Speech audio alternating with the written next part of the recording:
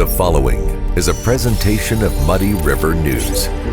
Your financial needs aren't independent of each other, so your financial advisors shouldn't be either. At Mercantile Bank, our experienced United Wealth professionals are united to serve you and your complete financial planning and wealth management needs. Are you just starting your investment journey or need to roll over a retirement plan? Do you need to plan for a loved one with special needs or for your own life after work? Maybe your business needs a succession plan or you want to enhance your employee benefit programs. Whatever steps you need to take, our United Wealth experts are ready to take them with you. Together, we are united. Hi, this is Ron Kinscherf from Muddy River News. This is the Business Spotlight brought to you by Mercantile Bank. We got Glenn Swick with us from Swick Realty. Thanks for joining us. Thanks for having me. So, from a realtor perspective, how long have you been a realtor now? Longer than I care to say.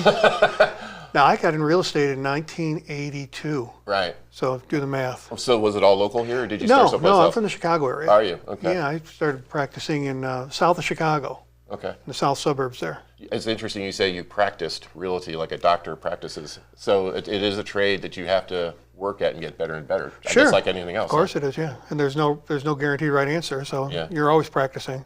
So the pandemic really hit real estate kind of in a unique way. And have you... To say the least. Have we recovered from that?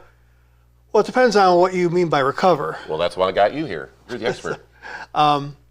We were in a super overheated housing market for a lot of reasons, and I'll let the experts pick through those. But the bottom line was, for various reasons, people decided that they were ready to get into real estate and start making moves, and the interest rates were super low, and we got into some superheated market and across the country, Right. not just here in Quincy, and it was crazy the way things were going, and for really 2 years, after really March of 2020, all of 2021, I think we started cooling off in 2022 about the end of summer.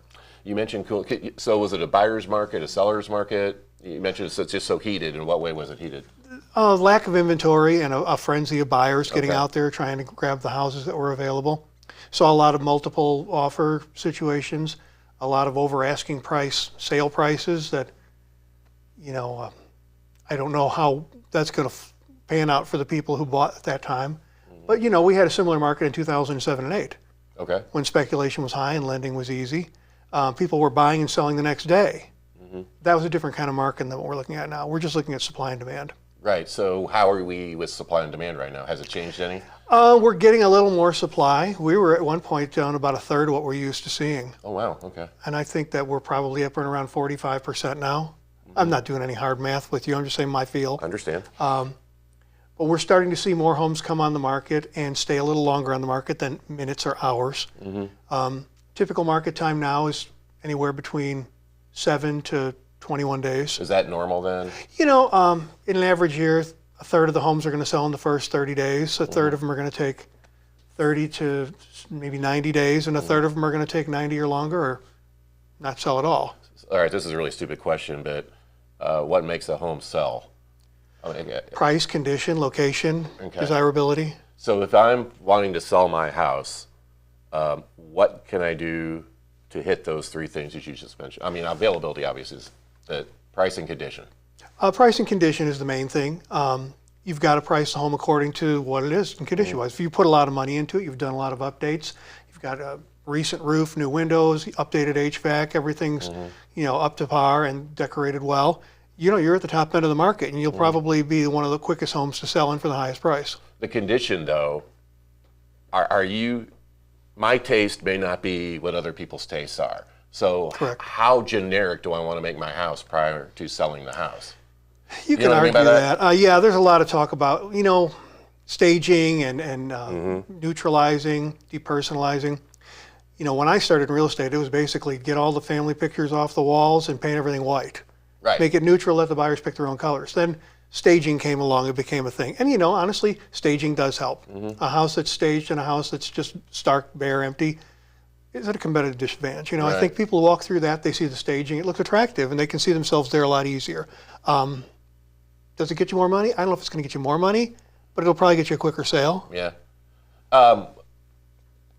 Getting back to the pandemic a little bit, the advent of the remote worker, has that helped real estate at all or had any effect on it? Because people aren't are people moving as often as they used to for employment purposes?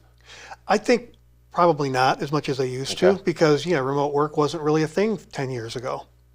And so when people got a job offer, that usually meant to move across the state or across the country. Now you can be working. I mean, I was just talking to a friend of mine. He lives out by Monroe City, and he works in his company's in Los Angeles. Right. And he goes out there probably a few times a year on their dime, and that's remote work. And we have a lot of people coming into our area that are attracted by the low cost of living, and if you've got good internet, they can do that job at home. Right. And so I think it has affected the market some. I think we're seeing In a a change. good way or a bad way, do you think? Not all the data's in yet. Okay. So I would say in one way it's good because it's bringing people into our area. Okay. Another way, it's bad because it's taking from others where people had to move there to work. I mean, we have companies here in Quincy that need employees. Right. We have other companies that don't need them to be here. Right. So locally, it's give and take. Like I said, the facts aren't all in yet. I don't know if it's a good or a bad thing in my opinion. I'm not an expert on that, but I think that I think it's changed the way people buy. I think that the type of home you buy, having that home office is much more important than it always was before. And like I said, the good internet, you got to have that. But I think it's good in one way where people get to appreciate the standard of living we have here and be a part of our community, which is very welcoming and very easy to live in compared to other parts of the country. Right. So I think it's good for us in that way, but it's mixed. So are you seeing a lot of people that were born and raised in Quincy that leave? You see a lot of them coming back right now? I think we've always seen a certain amount of that. I'm an out-of-towner. I've only been here 30 years. So only 30, though. I'm always going to be that guy from Chicago. So, but I've always heard from everybody that a lot of the kids leave, explore the world, find out about it, and then come here when they want to raise their families. Right. But then there's always a few who will never come back. Right. I mean, my middle son's in San Diego. He comes back for holidays. That's about it, because you'll never pull him out of that city. Yeah. But then, so I think the majority of them, they'll probably 2/3, maybe half come back. Have you noticed that what goes on nationally, is the real estate market nationally reflected here locally too? Is it symbiotic It's through to a each other? different prism. Through a different, so Yeah. tell me about that prism then, Glenn. So Well, is that the big word to use on the business spotlight?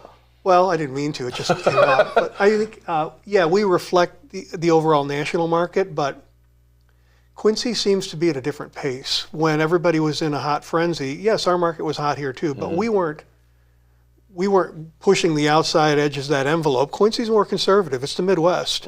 And for that reason, we didn't get hurt that badly through 2008 when there was when the lending crash occurred. We are seeing the activity, but it's a little more tempered down here. Okay. I think that people are less likely to go crazy as they are when they're on either of the coasts. Do you see the political climate affecting what goes on locally? Yeah. Yeah, I think so, because who's leading our government is controlling our economy, and if the economy is inflation, that's going to hurt a lot. I mean, you've got high interest rates, you've got high inflation. I know low unemployment. I don't know where all these people are how they're living when there's so many places that need help, but I think that the general economy is controlled by Washington, and as long as we have high interest rates and high inflation, it's going to hurt people. I think that the first-time buyers are really the ones who are suffering a lot now. Yeah. They've never lived in a market of home prices, or interest rates rather, they're below 5%. Or above 5%, I should say. I mean, when I got my first house, I was 14.5, and I thought I stole it. So everybody talks about the interest rates either being too high or too low. Is there any interest rate that people are going to agree that's a good interest rate? Because there has to be an interest rate. At a certain point, interest income is, no, you're right. There are people who have fixed incomes, they live on that interest, and I've always been told by people who are smarter in that industry than I am that 7 to 8% is a healthy economy. That works for everybody. It's not too high for the people who want to use borrowed funds. It's not too low for people who live off interest rates or companies that need to make those returns. How often do you see people that buy a house they can't afford?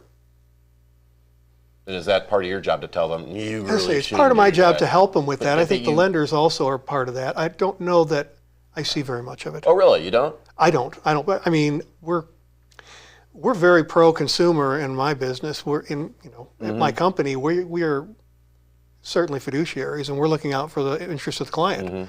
If somebody starts to make indications that they're going to overspend. We want to say, slow down here. Are you Yeah. sure you can do that? Right. Well, I can get an adjustable rate loan, and I may get a raise increase. I had this new job I just got 2 months ago. Right. Are you sure that's a wise move? Yeah. Because what if interest rates continue to climb and your job doesn't pan out? Right. So I think that we do a pretty good job of qualifying him. Our local lenders do a pretty good job of qualifying him. And I don't think there's anybody here who wants to over-lend on somebody. I think that I don't see very much of it. You don't see it? Okay. I can't speak for others, but I don't see much. Rental properties, shortage. Yes. So, I mean, if you had a magic wand that could fix anything, would it just be we need to build more stuff for people to live in, or is it that simple? Oh, if it were that simple, we'd be doing it.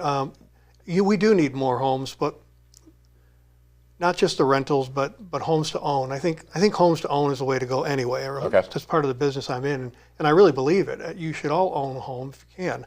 It's the way to wealth. Your personal wealth is in your home for most people. So I absolutely believe we need more housing inventory for people who own. I think that like some of the higher markets, like some of the coastal markets, sometimes the single families, that ship's kind of sailed for some people. Right. Because they're just not in a position where they can afford that. They haven't got the down payment. They haven't got the income. We're not seeing any $100,000 starter homes. Mm-hmm.